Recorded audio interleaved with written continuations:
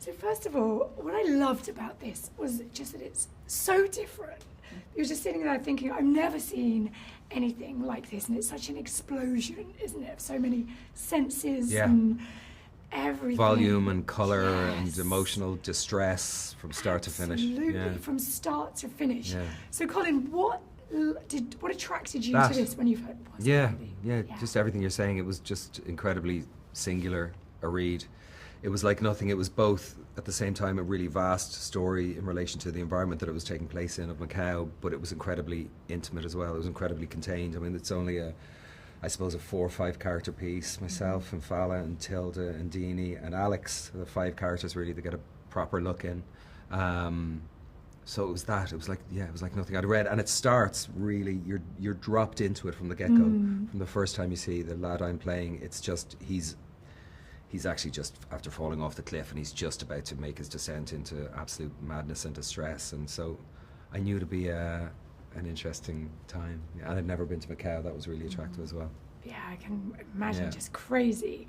Fala, for doing this and playing opposite Colin, who I just always hear the most amazing stories about, just what a lovely guy he is, how nice, there's nobody nicer to work with. Is this all true? Oh, of Lord. Course. Yeah, you can go into like, we love question. Colin conference. And everything's true and beyond, what I've heard. We had a great time expected. working together, didn't we? We had a good partnership, yes. Yeah. Indeed. It's really, really amazing to see someone who has, as many years experience and accolades and all of that, but just shows up as kind of... And it's still a nervous wreck. I'm really uncertain.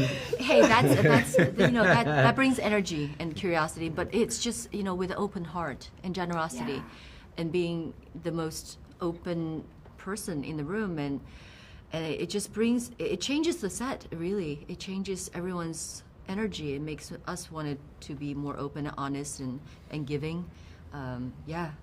You were very open, honest and giving from the get-go. I know you were a nervous wreck yourself on the first day. You were thrown into the deep end. I mean, you have no small scenes. No air conditioning. There's an argument that you should have a lot more in the film. I would have loved to have done more with the character of Dao Ming, because it's the only time where there's any real honesty that presents itself from Doyle. It's Riley. It's the only time that the facade drops away is when he's with her, particularly in the scenes during the houseboat. There's a beautiful vulnerability and a sense of accountability and a sense of self-awareness that he's completely devoid of for the majority of the film. And one of the lines, you say, I haven't got my glasses on, so I hope I get this right, is you say it would take a miracle to change a man like me. Yeah. Have you ever thought that about yourself? Oh yeah, for sure. But I've also, life is a great lesson of example. We do look around us, we look around ourselves for what to be and what not to be, and ideally we have some kind of internal compass that'll guide us down the right path, that we can both serve ourselves and those we love and the community at large. But for sure, there have been those times. Father, what did you love about Dao? Oh, everything about her vulnerability, her kind of, I love all the, her life up to that point when we meet her.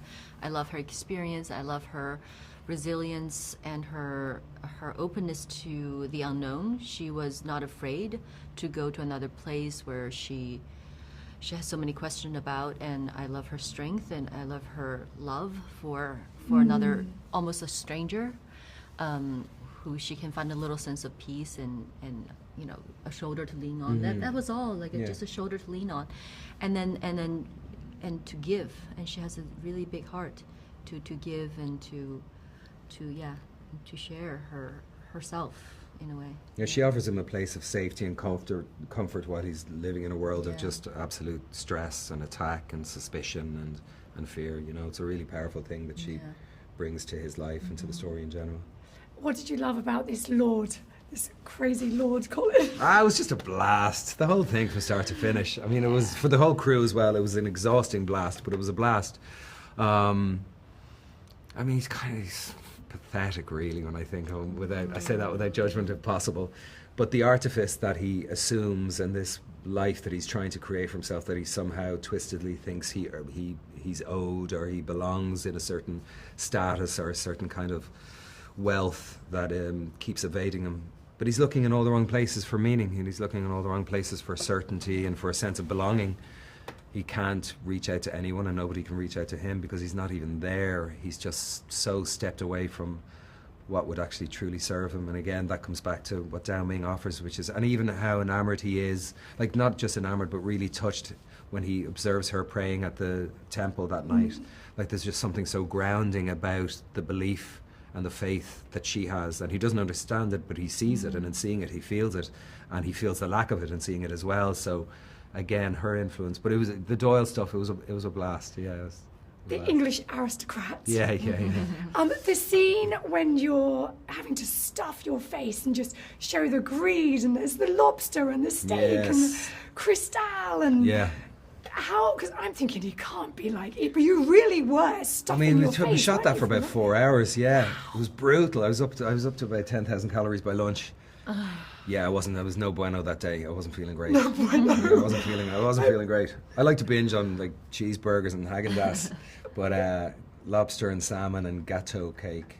So it's not just you're spitting in a bucket after. There was a spit bucket, but they kept the camera rolling for long enough that a lot of it went in. Wow. Just watching that, thinking, oh my God, it was brutal, but it was good. It was a very obvious. You know, it's not a subtle analogy, but I think at that stage he's also so not just disillusioned, but he's so psychologically fractured at that point, and he's in such a dangerous place. He's truly losing his mind, and he can't access reality. He has no context to even understand what reality is, and I think he thinks that he might well be in hell by that point, and so he is seeing if he is that faceless, you know, that long stretched open mouthed ghost that we talk about when we talk about the Buddhist hell, Naraka. He's wondering, is he that, and is he in hell? So it's a very literal translation of that thing of trying to fill himself and trying to What was it like filming in Macau? Because I loved it. Did you? What did you love about it? It just looks so I love crazy. the quiet parts of it. I love the contrasts. You know, it's a very, very dramatically contrasting place. There's the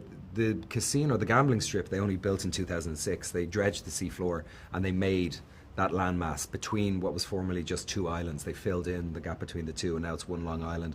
But the other 2 islands that pre-existed, obviously 2006, that are hundreds, and as far as culture goes, hundreds and hundreds of years old, they were really fascinating, really beautiful. And on the weekends, because we were in the casinos all week, 5 days a week, every week for 6-7 weeks. So on the weekends, to go into the sleepier parts of Macau and find a little coffee shop and just be surrounded by locals and not tourists was pretty extraordinary. It was pretty beautiful. And Hong Kong is really beautiful as well, where we shot Hong for Kong 2 is weeks. magic. I'd never been to Hong Kong, and that Victoria Bay, your ferry Victoria scene. Bay, Victoria Harbour. Oh it's my just God, really I just beautiful. loved it. And then little island called Lama, where we shot our houseboat scenes.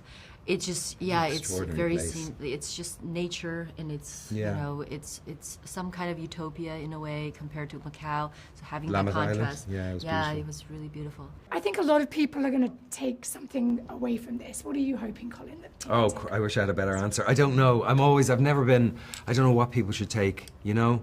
It's kind of a very low bar for me for success. As long as people are on board, you've done okay. Do you know what I mean? And then whatever they take from it. I mean, the film does ask questions of a load of different things in relation to the human experience and society in general, and the greed, the importance we place on greed and avarice, which was exemplified by Gordon Gekko when he said greed is good in the 80s. You know, but yeah, true meaning in life seems to come from connection with others, connection with self, and maybe we don't always need what we think we need. We get so greedy. Yeah. It's like love and we too quickly look to the outside for family, affirmation to our worth. That's what I took away from it. Beautiful, brilliant. That's great. Yeah, thanks. Thank you so much. Thank you.